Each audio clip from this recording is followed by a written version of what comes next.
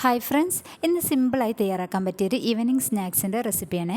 ചായക്കടകളിൽ നിന്നൊക്കെ ലഭിക്കുന്ന അതേ ടേസ്റ്റിലുള്ള മാൽപ്പൂരിയാണ് തയ്യാറാക്കുന്നത്. വീഡിയോ ഇഷ്ടപ്പെട്ടാൽ ലൈക്ക് ചെയ്യാനും കമൻറ്റ് ചെയ്യാനും ചാനൽ സബ്സ്ക്രൈബ് ചെയ്ത് സപ്പോർട്ട് ചെയ്യാനും മറക്കരുത്.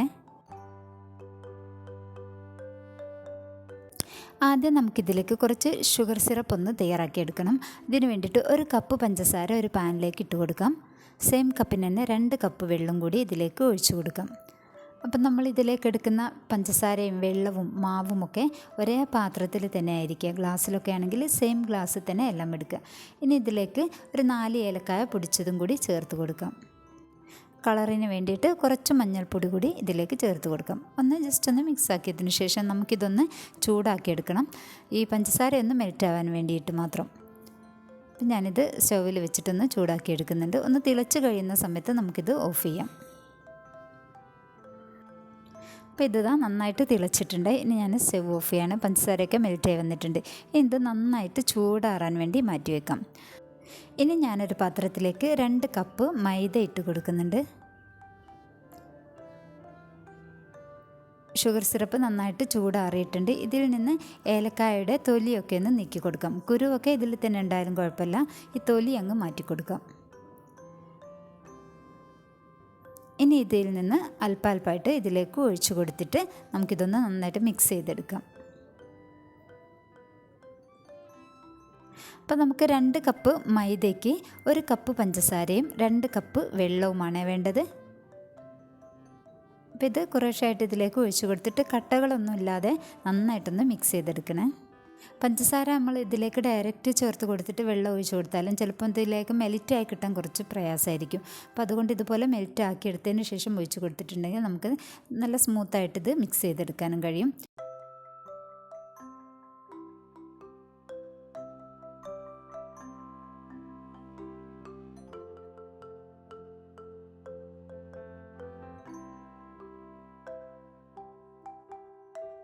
അപ്പം ഞാനിതായത് കട്ടകളൊന്നുമില്ലാതെ നന്നായിട്ട് മിക്സ് ചെയ്തെടുത്തിട്ടുണ്ട്. ഇനി ഇതിലേക്ക് ഞാൻ 1/2 ടേബിൾ സ്പൂൺ കരിഞ്ജീരകം ചേർത്ത് കൊടുക്കുന്നുണ്ട്. ഇനി കറുത്ത എള്ള് വേണമെങ്കിൽ അതും ചേർത്ത് കൊടുക്കാം. അതുപോലെ ഒരു മധുരം ഒന്ന് ബാലൻസ് ചെയ്യുന്നതിന് വേണ്ടി ഒരു നുള്ളുപ്പും കൂടി ചേർത്ത് കൊടുക്കാം.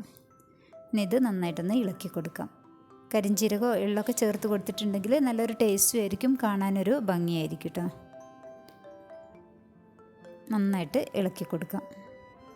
ഇനി നമുക്ക് കുറച്ച് സമയം ഒന്ന് റെസ്റ്റ് ചെയ്യുന്നത് നല്ലതായിരിക്കും. അപ്പം വേണമെങ്കിൽ ഒരു അരമണിക്കൂറൊക്കെ ഒന്ന് റെസ്റ്റ് ചെയ്യാൻ വേണ്ടി വെക്കാം. ഞാനിത് അരമണിക്കൂർ കഴിഞ്ഞതിന് ശേഷമാണ് എടുക്കുന്നത്.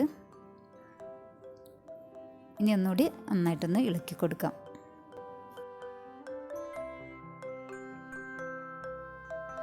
ഇനി നമുക്ക് ഓയിൽ ചൂടാവാൻ വേണ്ടി വെക്കാം. നന്നായി ചൂടായതിന് ശേഷം മീഡിയം ഫ്ലെയിമിലേക്ക് വെച്ച് കൊടുത്തിട്ട് ഇതിൽ നിന്നും ഓരോ കരണ്ടിയായിട്ട് ഇതിലേക്ക് ഒഴിച്ചു കൊടുക്കാം.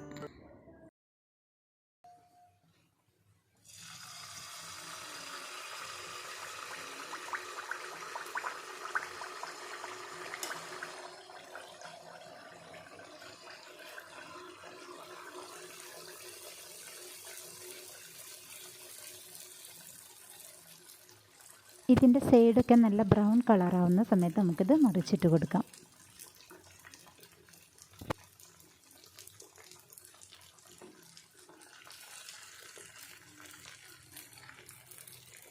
രണ്ട് ഭാഗവും പാകമായതിന് ശേഷം നമുക്ക് കോരി മാറ്റാം. അപ്പോൾ ഇതിൽ നന്നായിട്ട് എണ്ണയുണ്ടാവും കേട്ടോ. അപ്പം നമുക്കൊരു ടിഷ്യൂ പേപ്പറിലേക്ക് വെച്ച് കൊടുക്കാം. ബാക്കിയുള്ളതും ഇതുപോലെ തയ്യാറാക്കാം.